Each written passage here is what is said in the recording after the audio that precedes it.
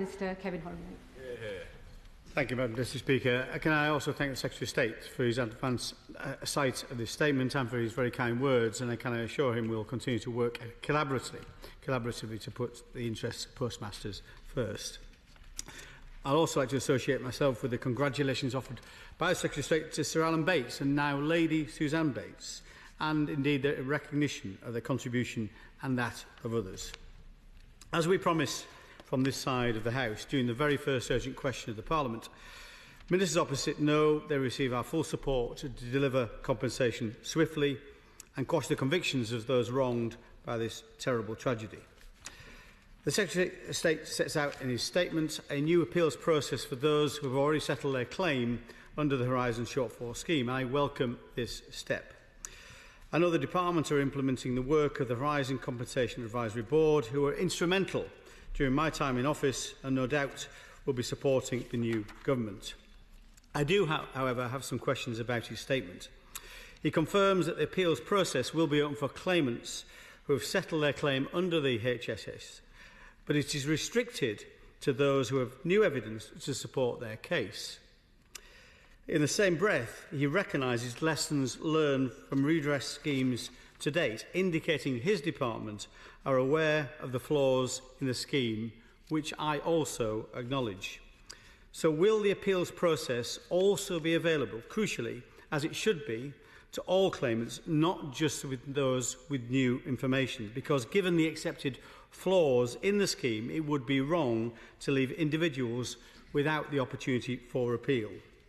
And is it the case that if people choose the £75,000 top-up, they'll be entitled to appeal? Because if this is the case, there's a risk that those wanting to go the appeal process, that will be a slower process because of the number of people seeking to appeal. Secondly, he said the appeals process will be up and running as soon as possible. Please, can he set out a specific timeline? And finally, on appeals, can he tell the House if these individuals will be entitled to legal representation, as is the case in the GLO process? If I could also ask the Secretary of State some questions on the broader compensation schemes. £289 million has been paid to over 2,800 claimants across 4 schemes. Of these figures, however, I was alarmed to find only 6 claims have been offered through the Horizon Convictions Redress Scheme, and no full and final settlements have yet been made through that scheme. Can he explain those numbers?